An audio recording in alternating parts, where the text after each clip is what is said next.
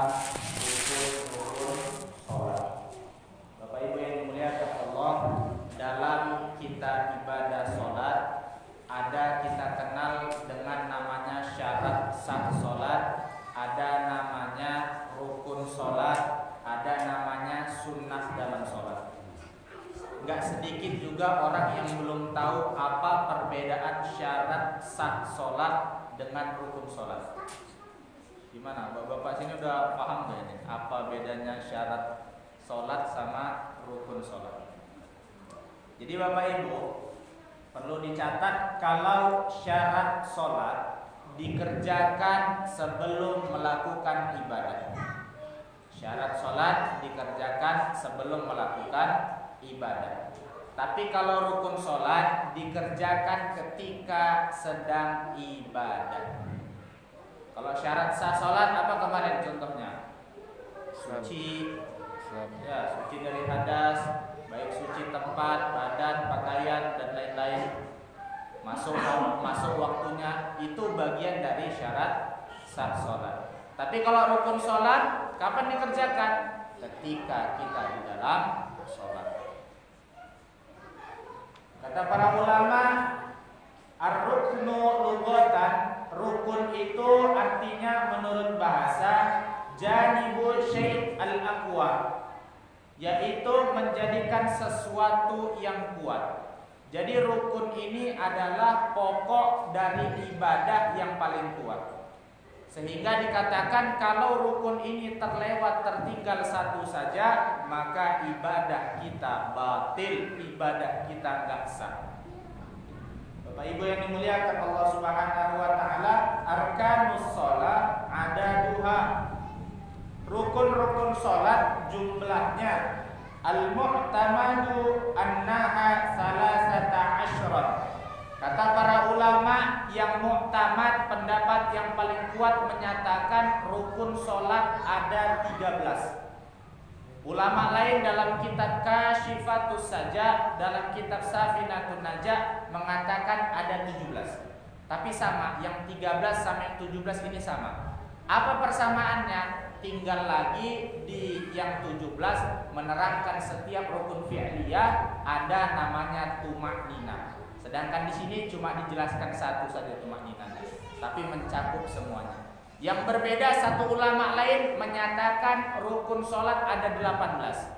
Apa yang satu itu? Yang satu itu ketika salam wajib dia berniat untuk keluar daripada sholat. Maka hati-hati kalau kita sedang sholat, kita niat keluar dari sholat, maka sholat kita sudah terhitung keluar. Bapak Ibu yang dimuliakan Allah Subhanahu wa taala, aqsamu arkanis sholat, bagian-bagian daripada rukun sholat arba'atun, ada 4. Jadi dari 13 itu, dari 17 itu terbagi ke dalam 4 bagian.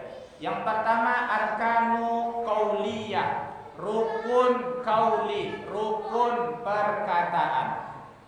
Dikatakan di sini bahwasanya rukun perkataan khamsatun, ada 5. Wasumiyat bidzalika li'annahu yushtaratu 'ala musalli an yatalaffaza biha bihaitsu yusammi'u nafsa. Disebut kenapa dia itu rukun qauliyah, karena dia itu disyariatkan, disuruh kita untuk bertalafuz, mengucapkan setiap yang dimasuk rukun qauliyah. Atau kata para ulama bihaitsu yusamma'u nafsihi, atau kata para ulama setidaknya kalian itu dengar, kalian sendiri dengar sama rukun qauliyah yang kalian bilang. Atau paling rendah lagi kata para ulama, mulut kita digerakkan. Maka tak sah sholat orang yang mulutnya tidak bergerak. Apa aja itu rukun qauliyah? Yang pertama takbiratul ihram. Takbiratul ihram. Maka tak sah orang takbiratul ihram seperti ini aja, mulutnya nggak terbuka, tidak sah hukumnya. Maka mulutnya harus bergerak. Afdolnya dengar sama diri kita sendiri. Allahu Akbar. Afdolnya dengar. Atau paling minimal lagi mulut kita gerak. Maka yang sekarang ini sholatnya mulutnya belum bergerak, ketika takbiratul ihram dirubah. Yang kedua, wal fatihatu, dan membaca surah Al-Fatihah. Jadi ketika membaca surah Al-Fatihah mulut wajib bergerak.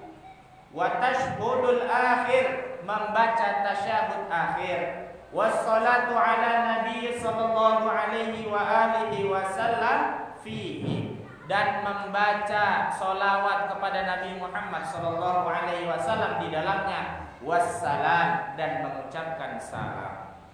Yang kedua, arkanun fi'liyatin, yaitu rukun fi'liyah. Kalau tadi yang pertama qauliyah perkataan, yang kedua fi'liyah artinya perbuatan. Kata para ulama ada sittatun, ada 6. Wahiyah, dan adapun itu al-qiyam, berdiri. Maka wajib hukumnya sholat fardu berdiri kalau tidak ada uzur. Waruku', dan ruku', wal i'tidal, dan i'tidal, was sujud, dan sujud, wal julusu bainas sajdataini, dan duduk di antara dua sujud, wal qu'udu fi tashhudil akhir, dan duduk di tasyahud akhir. Yang ketiga, arkanun maknawiyatun, yaitu rukun maknawi, ada 1. Wa huwa tartibun, yaitu tertib. Dan yang keempat, arkanun qalbiyatun, yaitu rukun qalbi, rukun hati. Wahidan, ada 1. Wa huwa niyatun, yaitu mengucapkan niat, menghadirkan niat di dalam hati. Baik, kita bahas satu persatu. Syarhu arkanis shalah, penjelasan tentang rukun-rukun salat. Ar-ruknul awwalu, rukun yang pertama, an-niyatu, membaca, menghadirkan niat. Mahalluha, tempatnya niat, al-qalbu, di dalam hati. Wat talaffuzu biha sunnatun, dan bertalafuz, mengucapkan niat, hukumnya sunnah. Jadi kalau ada orang mengucapkan niat usolli fardhu subhi, usolli fardhu maghribi, hukumnya sunnah. Yang wajib mendatangkan niat di dalam hati. Kapan waktunya? Wa waqtuha, adapun waktu niat itu asna'ut takbir, di pertengah-tengahan takbir, takbiratul ihram. Disitulah kita hadirkan niat. Allah, pasang niat. Maka kalau orang niat sebelum dia melakukan sholat, hari ini kan banyak sholli fardhu maghribi, Allahu akbar. Itu tadi namanya apa? Bukan rukun, namanya syarat kalau itu. Kenapa? Karena dikerjakan sebelum ibadah, tapi niat yang dimaksud dikerjakan di saat ibadah. Makanya niat ketika takbiratul ihram, sama seperti niat kita berwudu, bukan pas cuci tangan kita niat, tapi ketika air jatuh ke wajah. Di situ tempat rukun yang pertama kali dalam berwudu. Darajatun niyati fis sholati, derajat niat di dalam sholat salah satu, ada 3. Yang pertama, idza kanatis sholatu fardhon wajaba qasdul fi'li wa ta'yinu wal fardiyah. Adapun kalau dia itu sholatnya sholat fardu, sholat wajib, maka wajib dia menyengaja perbuatan. Wa ta'yinu, wajib dia menjelaskan, menerangkan sholat apa yang dia kerjakan. Wal fardiyah, dan menambah dengan lafaz fardu. Itu kalau sholat fardu. Maka niat sholat fardu cukup usolli fardhu subhi, usolli fardhu maghribi, usolli fardhu isya. Cukup seperti itu niat ketika sholat fardu. Sementara rakaataini makmuman, imaman, adaan, qadaan lillahi ta'ala, hukumnya sunnah. Yang kedua, idza kanatis sholatu nafilatan, muaqqatatan. Adapun kalau dia sholatnya sholat sunnah yang punya waktu kadduha wal witri, seperti mana sholat duha dan seperti mana sholat witir, audata sababin, atau dengan sebab kasunnati kusufi wal istisqai, seperti dengan sebabnya dia itu gerhana ataupun istisqa, sholat minta hujan, maka wajibah qasdul fi'li wat ta'yin, wajib dia niat dengan menyengaja dan juga ta'yin, menjelaskan sholat apa yang dikerjakan. Usolli sunnatat duha, usolli sunnatal witr, wajib dia mendatangkan niat seperti itu.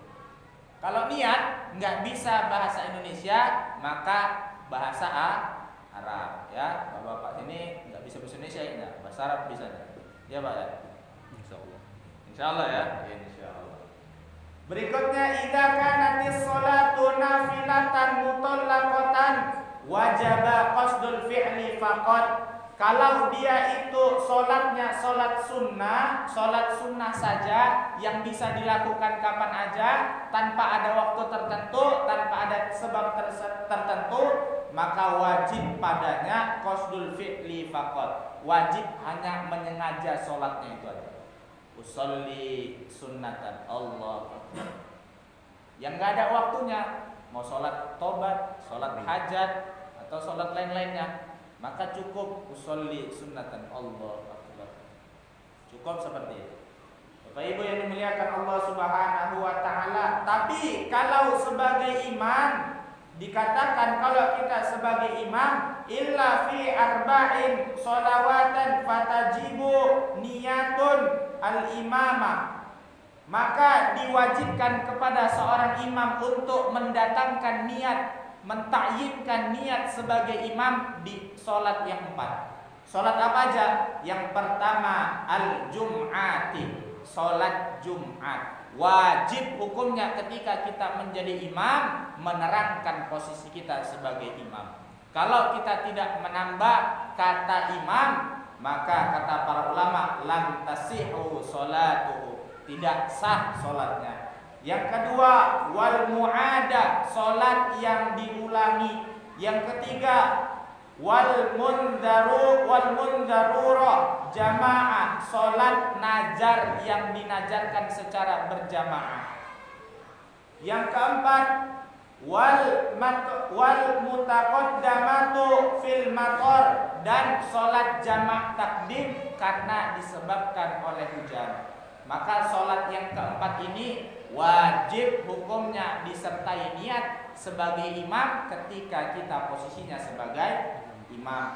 Kalau kita sebagai makmum, kata para ulama, fayajubu alaihi an yanyawa al-jama'ata awil iktida'a aw ma'mumiyah. Wajib kita sebagai makmum niat untuk sebagai jamaah atau sebagai mengikuti atau sebagai makmum di sholat-sholat fardu ketika kita posisi sebagai makmum. Bapak Ibu yang dimuliakan Allah, berikutnya ar-ruknu tsani, rukun yang kedua, takbiratul ihram. Takbiratul ihram. Kenapa dia dinamakan takbiratul ihram? Karena setelah takbir itu dia tidak boleh melakukan hal-hal yang dihalalkan sebelumnya. Misalnya makan, minum, berbicara, itu dilarang ketika kita setelah takbiratul ihram. Wa hadhihi hiya mansuratan. Adapun syarat-syarat daripada takbiratul ihram ada 20. Ini kalau kita bahas sampai subuh nggak sih ini Pak? Kita singkat-singkat saja. Syarat yang pertama, an yusammi'a nafsahu hurufaha. Wajiblah atas dirinya untuk mendengarkan takbiratul ihram. Jadi ketika kita takbiratul ihram, minimal wajib diri kita dengar takbiratul ihram kita. Allahu Akbar. Maka ketika kita begitu sholat, maka tidak sah sholatnya. Yang kedua, antakuna halatal qiyami fil fardhi, dan bahwasanya wajiblah atas dirinya itu dalam keadaan berdiri ketika di sholat fardu. Maka niat ketika sholat fardu hukumnya wajib berdiri kecuali uzur. Tapi ini sekarang banyak juga kesalahan. Orang nggak bisa ruku dan sujud, maka dia duduk. Tapi dia pasang niatnya pas duduk itu, maka sholat seperti ini tidak sah. Pasang niat dulu berdiri, baru ketika ruku dan sujud, baru posisi duduk. Ini banyak sekarang kita lihat. Dari awal dia udah duduk, padahal dia nggak bisanya ruku dan sujudnya, tapi dia sanggup berdiri. Dia nggak sanggupnya ruku dan sujud. Maka orang seperti ini wajib pasang niatnya, takbiratul ihramnya berdiri. Berikutnya, nggak boleh kita memanjangkan kata Allah, kata A yang pertama. Allah, nggak boleh. Batal sholat kita. Kenapa? Karena A dalam bahasa Arab punya makna. Kalau dia A 2 harokat, maka maknanya menjadi pertanyaan. Allahu Akbar. Apakah Allah Maha Besar? Kita tanya, apakah Allah Maha Besar? Gak boleh juga memanjangkan lafaz ba. Allahu Akbar. Tidak boleh. Allahu Akbar artinya Allah Maha Besar. Allahu Akbar artinya Allah itu beduk. Allah itu seperti alat rebana. Akbar itu seperti alat rebana. Nauzubillah ya. Kita Allah lindungi daripada sholat-sholat seperti itu. Berikutnya, wajiblah atas dirinya mengucapkan takbiratul ihram dengan bahasa Arab. Maka enggak sah takbiratul ihram dengan bahasa Indonesia, apalagi bahasa Jawa ya. Di sini orang Batak banyaknya. Apalagi pakai bahasa Batak, enggak sah. Campur ya. Bapak Ibu yang dimuliakan Allah, berikutnya rukun yang ketiga. Rukun yang ketiga, al-qiyamu ala qadari fil fardhi, yaitu berdiri ke atasnya orang yang sholat fardu. Sholat fardu hukumnya wajib berdiri. Dan dikasih tahu para ulama, fala yajibul qiyamu fin nafalah, maka tidak wajiblah untuk berdiri ketika kita sholat sunnah. Sholat sunnah apapun tidak wajib untuk berdiri. Mau sholat taraweh, sholat sunnah ba'diyah, qobliyah, tidak ada kewajiban untuk berdiri. Tapi orang yang berdiri dapat pahala sempurna, orang yang duduk dapat pahala separuh, orang yang geletak dapat pahala seperempat, walau tanpa uzur. Cuma malas saja, malas kalau berdiri, capek.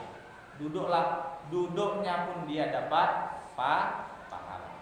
Bapak Ibu yang dimuliakan Allah, berikutnya ar-rukunur rabi'. Rukun yang keempat, qiraatul Fatihah, membaca surah Al-Fatihah. Wa tajibu fi kulli raka'atin sawa'an akanat salatu fardhan am naflan 'alal imami wal ma'mumi wal munfaridi.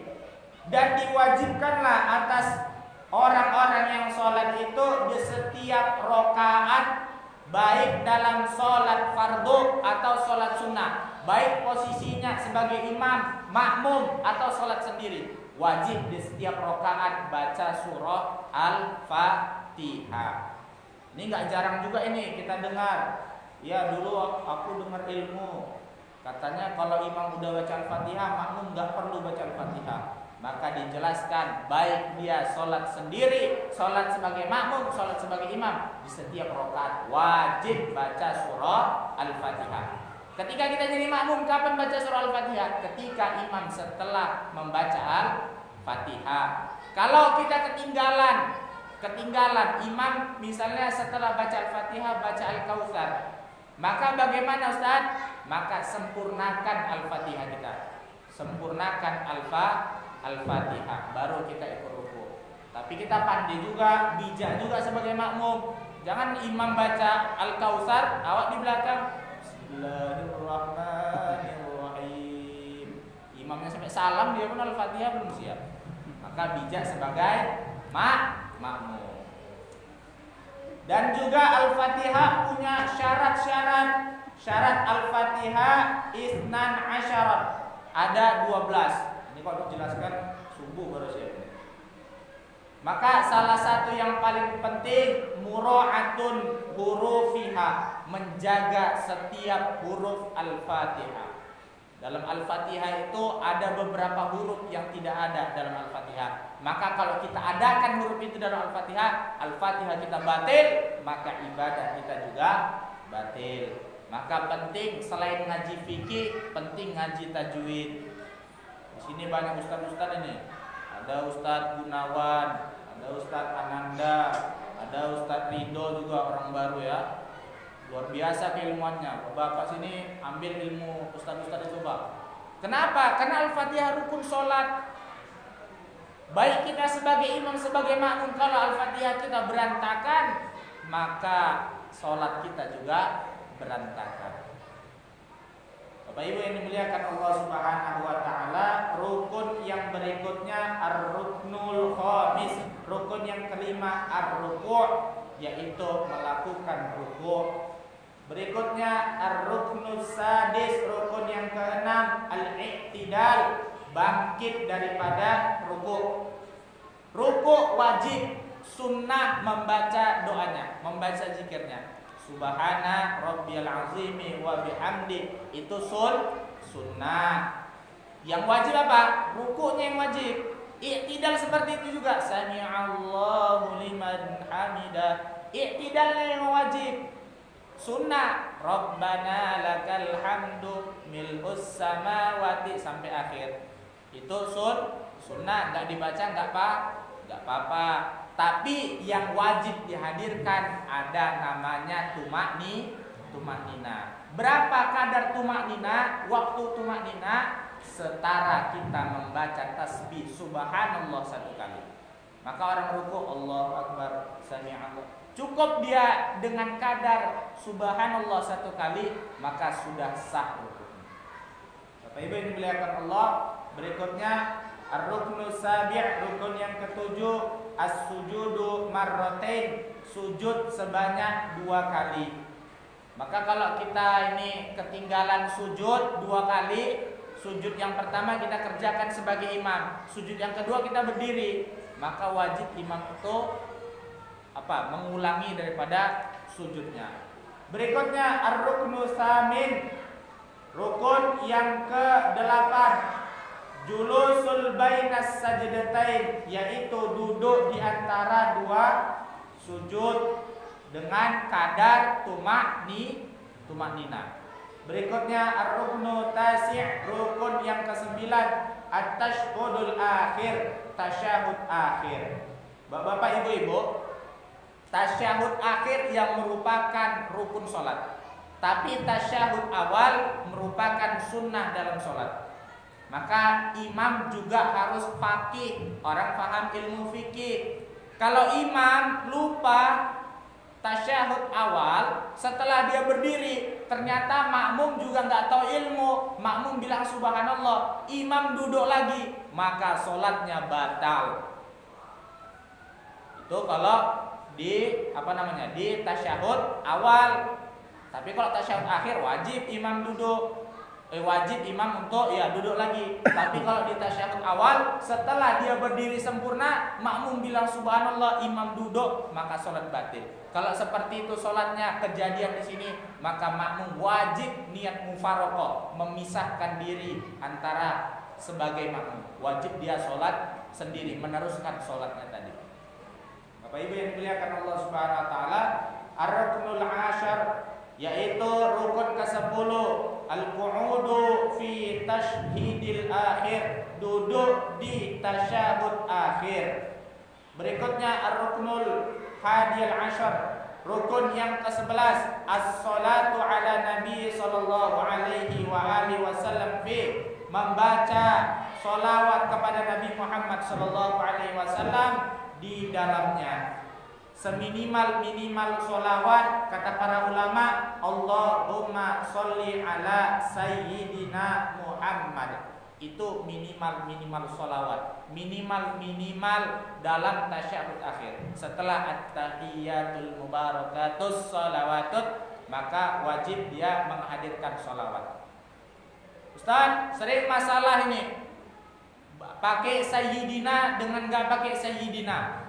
Wah, banyak orang bilang pakai sayyidina bid'ah, gak boleh, batal sholatnya pakai sayyidina, menambah-nambahi. Maka kalau ada orang seperti itu jawab, kami ngaji dalam kitab Takriratus Sadidah fil Masail Mufidah diterangkan bahwasanya kata para ulama, kata para kebanyakan imam, wa yusannu lafzul sayyidah mara'atan lil adabi ma'ahun Nabi sallallahu alaihi wasallam. Disunnahkan untuk melafazkan sayyidina untuk adab kita sebagai umat kepada Nabi Muhammad sallallahu alaihi wasallam. Jadi ada orang pakai sayyidina bagus, enggak ada orang pakai sayyidina enggak apa-apa. Yang salah apa? Yang salah orang menyalah-nyalahkan. Yang salah orang enggak sholat, itu baru salah.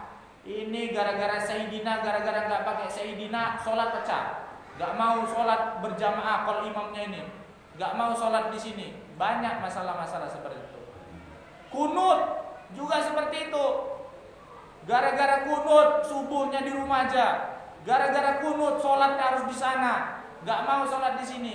Padahal yang diributkan bukanlah masalah rukun, hanya masalah sunnah dalam sholat. Yang pakai kunut bagus, yang enggak pakai kunut enggak apa-apa. Yang enggak bagus apa? Salahkan. Yang kunut nyalakan enggak kunut, yang enggak kunut nyalakan yang kunut. Ini bid'ah, sesat ini, kafir ini. Maka Bapak Ibu yang dimuliakan Allah, Allah lindungi kita dari paham-paham seperti itu. Berikutnya ar-ruknu tsani asyran, yaitu rukun ke-12 as-salam, mengucapkan salam. Rukun salam yang pertama, salam yang pertama. Salam yang kedua hukumnya sunnah. Assalamualaikum warahmatullah. Kenapa enggak ada wabarakatuhnya dalam sholat fardu? Kata para ulama, wabarakatuh kalau ditambah hukumnya dua. Ada yang mengatakan makruh, ada yang mengatakan haram. Bisa jadi batal sholat kita karena assalamualaikum warahmatullah wabarakatuh. Tapi kalau dalam sholat jenazah baru disunahkan assalamualaikum warahmatullahi wabarakatuh. Bapak Ibu yang dimuliakan Allah, berikutnya ar-ruknu tsalisa asyara, rukun yang ke-13, tartibun, yaitu tertib. Kata Rasul, kenapa tertib masuk dalam rukun salat? Li'anna Nabi sallallahu alaihi wasallam shalla hakada. Karena Nabi sallallahu alaihi wasallam salat pun seperti demikian. Wa qala Nabi sallallahu alaihi wasallam, dan Nabi sallallahu alaihi wasallam katakan, "Shallu kama raaitumuni usolli." Salatlah kalian sebagaimana kalian melihat aku salat. Jadi Rasul salat ada berbagai macam cara, tergantung situasi dan kondisi. Maka jangan pernah kita hanya membenarkan pendapat kita, mengesampingkan pendapat orang. Kalau memang dia ibadah ada landasan pendapatnya, silahkan. Mau berbeda dengan kita, dia baca bismillah dalam Al-Fatihah, ya bagus. Nggak baca juga nggak apa-apa, ada dalilnya. Dia sholat tangannya ketika takbiratul ihram dilepas, ada dalilnya. Tangannya di sini ada dalilnya, tangannya di sini ada dalilnya. Yang salah Pak, yang salah orang yang nggak tahu, baru tahu satu ilmu udah menyalahkan. Ini susah, nggak sah, batal sholatnya ini, haram ini sholatnya ini. Itulah sholat yang masalah. Ada yang gitu lagi kan, ada yang kayak gini. Ada. Yang salah Pak, yang salah nggak sholat. Semoga Allah Subhanahu Wa Taala menerima majelis ilmu kita, dan semoga Allah Subhanahu Wa Taala beri kita kepahaman agama. Pada Bapak Ibu, ada waktu boleh kalau ada yang mau bertanya, diskusi, insyaallah. Kalau bisa saya jawab, kalau bisa insyaallah pertemuan berikutnya.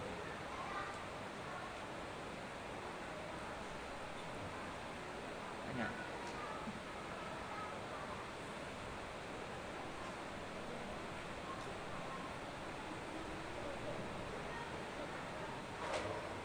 Ada Ustaz. Ya. Jadi tadi banyak orang kita mengikuti imam bagaimana Ustaz? Gimana Pak? Kita mau mengikuti imam, nah itu bacaannya macam mana Ustaz? Kita nggak mengikuti imam. Iya. Kenapa? Tapi Ustaz tadi bilang kan imamnya salah. Oh, kalau dia salahnya salah yang fatal, maka kita sebagai makmum mufarokoh. Namanya mufarokoh. Apa mufarokoh? Memisahkan diri, memutuskan diri sebagai makmum bersama imam tadi. Kalau salahnya udah fatal, tapi kalau salahnya masih biasa-biasa aja, masih bisa dimaafkan, dan gak ada imam lebih baik selain dirinya, maka kita ikut. Karena di kampung-kampung banyak seperti itu Pak. Kalau kita telusuri di pelosok-pelosok negeri itu entah cemana-mana orang sholat. Tapi ya cemana, cuma dia pula yang bisa, yang lain pada nggak bisa. Jadilah daripada semuanya nggak sholat. Itu pun udah alhamdulillah. Makanya wajib kita menuntut ilmu. Di setiap amal kita wajib ada landasan ilmu. Kalau nggak ada landasan ilmu, kata Rasulullah, ibadah kita tidak akan diterima Allah. Tapi soal diterima atau tidak diterima itu bukan masuk pembahasan fikih. Fikih hanya memberi kacamata kepada kita, ibadah kita ini sah atau tidak. Maka kalau kita ikut pendapat yang tadi, insya Allah sah. Kalau enggak, mungkin ada pendapat lain. Fikih itu luas, maka kita nggak boleh berpikiran sempit. Wallahu a'lam. Ada lagi Pak? Ya. Kalau sudah minta ke salam Pak, Assalamualaikum warahmatullahi wabarakatuh. Begini tangannya itu ada dalilnya. Tangan satu dibuka, tangan satu yang tutup. Yeah. Katanya buka pintu surga, buka pintu, tutup pintu neraka. Tidak ada dalil khusus yang menyatakan hal seperti itu. Maka salam rukunnya cuma itu, mengucapkan salam saja. Itu rukunnya. Assalamualaikum warahmatullahi. Assalamualaikum. Itu rukunnya. Tapi kalau ini tadi menambah gerakan. Kalau memang tidak ada, ya tidak ada dasar ilmunya. Itu apa itu? Kata-kata orang dulu aja tuh, ya kan? Biar kalau kanan pintu surganya biar kebuka, kalau kiri nggak dibuka biar pintu neraka tertutup. Dengan kita sholat saja kita sudah membuka pintu surga tanpa harus membuka telapak tangan kita. Ya Pak ya. Jadi jangan pula karena kita gini, kita yakin pintu surga dibuka. Kalau orang nggak gini nggak dibuka. Kita sholat saja pintu surga sudah Allah buka kepada kita. Ada pertanyaan lagi Pak? Ya boleh. Jadi kan ada juga yang gitu Assalamualaikum warahmatullahi wabarakatuh belakang gini kan. Sebenarnya cukup Assalamualaikum warahmatullahi wabarakatuh sampingnya sedikit ya. Batas Assalamualaikum. Ini juga salam ini juga bisa menentukan ibadah kita sah atau enggak. Padahal udah di akhir ini. Assalam tubuh wajib seluruhnya menghadap kiblat. Ketika salam, imam hanya menampakkan pipinya. Sebatas itu. Kalau ini kita geser, Assalamualaikum, udah geser, maka ibadah batal. Kenapa? Karena kita tidak menghadap kiblat. Syarat sah sholat kemarin apa? Menghadap kiblat. Nah, masih ingat atau masih lupa ya Bapak ini? Masih lupa kayaknya ya. Jadi itulah gunanya kita tuh. Ya, betul. Itulah gunanya. Jangan malu bertanya. Sebenarnya Ya, jangan malu bertanya. Terus pada saat menoleh itu di saat awal assalamualaikum atau warahmatullahi kan? Warahmatullah. Assalamualaikum warahmatullah. Assalamualaikum warahmatullah. Assalamualaikumnya depan, warahmatullah ke samping. Assalamualaikumnya depan juga. Ya. Assalamualaikum. Kasih kalau imam kita kasih sampai nampak pipi kita, sebagaimana yang buat Rasulullah, nampak pipinya kepada hadapan jamaah. Allahu a'lam. Ada lagi Bapak-bapak? Gak apa yang udah nanya lagi gak apa-apa. Tapi ditambah amplopnya nanti.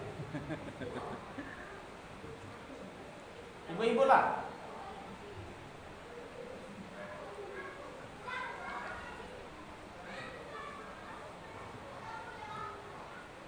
Ibu-ibu, ada enggak? Itu kan mengenai pasal yang tadi, kan kita bisa sholat maghrib. Nah, kita kan sholat maghrib baru Nabi baru lain salah. Salah. Jadi kita pasal niat nggak pakai niat sholat wajib apa ya tadi? Yang pertama qasdul fi'li, menyengaja. Menyengaja itu apa? Usolli, sengaja aku sholat. Baru apa? Ta'yin, menjelaskan, menempatkan sholat kita itu sholat apa? Maghrib, usolli, maghribi, baru wal fardhu, dan menambah kata fardu. Usolli fardhu maghribi atau usolli maghribi fardhon, boleh. Hanya sampai seperti itu. Yang lainnya sunnah. Wallahu a'lam bishawab. Tapi yang perlu diperhatikan itu tadi, niat itu hadirkan ketika kita takbiratul ihram. Allahu akbar, di situ baru pasang niat. Jangan ketika awal sebelum sholat itu cuma jatuh ke sunnah, gak masuk wajibnya. Dan diingat, niat kalau nggak bisa bahasa Indonesia, bahasa Arab. Ya, niat kalau bahasa Indonesia bahasa Arab. Ada pertanyaan lagi. Boleh, Pak? Sebenarnya yang angkat takbir itu sebenarnya ada yang begini ya kan, ada yang begini ya kan, ada yang kadang-kadang Ya. kan. Jadi sebenarnya gitu. Tiga-tiganya betul. Mana kita letak? Tiga-tiganya betul. Ada yang di sini. Iya. Ya, Nabi ini pernah begini. buat Ada yang sorong juga. batas ini. Dalam hadis sampai batas ini. Ada yang mengatakan sampai sini, jari ini dekat dengan ini. Nah, Itu semuanya betul. Semuanya pernah dibuat Nabi. Jadi bagaimanapun sholatnya terserah. Kenapa? Karena imam mazhab ada 4, Maliki, Hambali, Syafi'i, dan Hanafi. Dan semuanya itu mereka berbeda pendapat. Yang penting apa? Ada sandaran kita, ada sandaran hukumnya. Kalau nggak ada ini apa ya? Kalau ada belakang gini kan, nggak ada sandaran hukumnya, maka nggak ada begini Pak ya. ada yang gitu. Ada juga yang gitu. Ada yang gini aja. Ada. Yang si A lagi banyak. Yang si A lagi. Pokoknya ketika ada sandaran hukum boleh. Selagi belum dimansuhkan, belum dihapus hukum itu. Ada lagi, Bapak, Ibu-ibu? Nah, ini Ustaz. Selesai sholat kita sholat sunnah.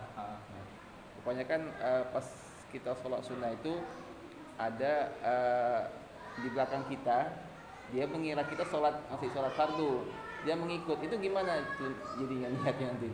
Kita sebagai orang itu juga harus bijak. Ketika ada orang yang ikut dengan kita, tapi kita saat itu sholat sunnah, maka niatkan kita sebagai sholat wajib, mengimami dia. Niatnya itu pas di saat dia. Iya, ketika kita ditepuk, ya udah rubah aja niat kita. Walaupun kita. Iya, nggak perlu takbiratul ihram lagi, enggak. Aku niat sholat apa misalnya? Sholat maghrib misalnya, sholat maghrib 3 rakaat karena udah. Kenapa? Karena kata Rasulullah, barang siapa yang mengimami, bagaimana? Aufi makna. Dalam makna hadis dikatakan bahwasanya dia itu dapat pahala sebagaimana pahala orang yang sholat tadi, tanpa mengurangi pahala orang yang sholat itu tadi. Maka kalau kita udah sholat maghrib, dapat lagi pahala sholat maghrib. Kenapa? Karena kita menemani, menjadi teman sholat orang yang sedang terlambat tadi itu. Karena banyak seperti itu Ustaz. Banyak. Asal disambungnya aja Ya. kan. Yang masih ada sholat nyambung nih. Kita harus bijak kan. Jangan pula aku sholat sunnah gue nih. Tapi disambung aja. Ada lagi Bapak Ibu?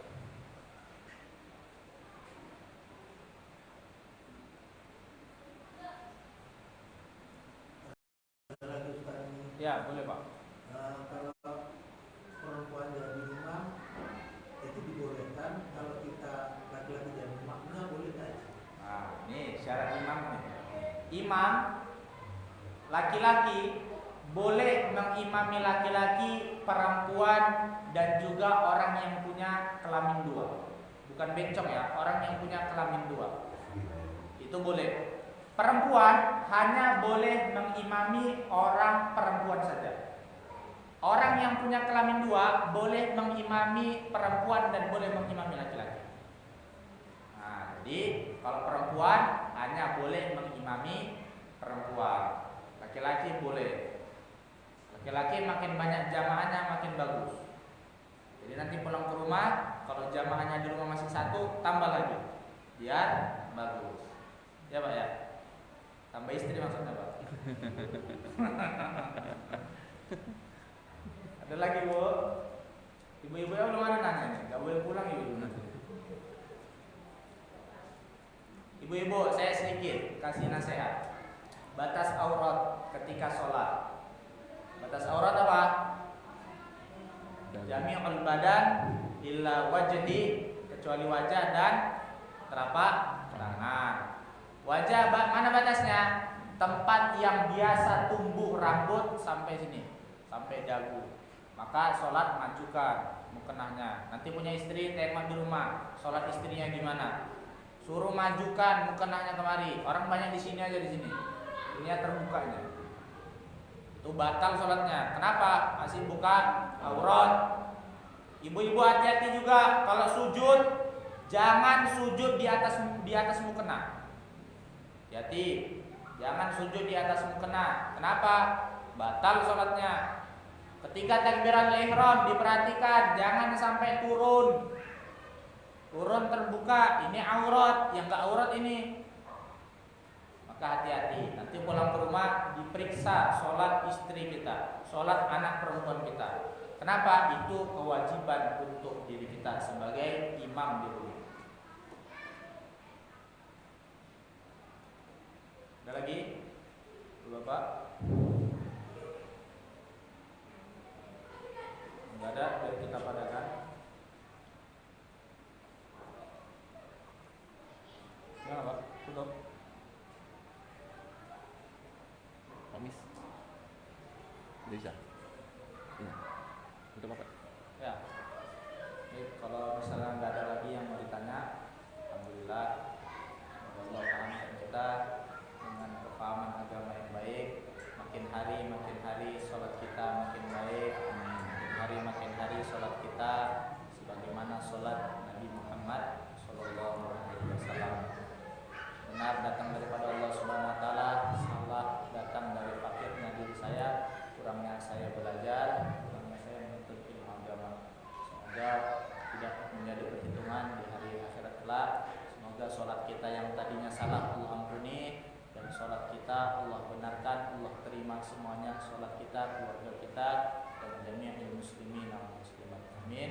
Ya Rabbal Alamin. Simpulan majelis tutup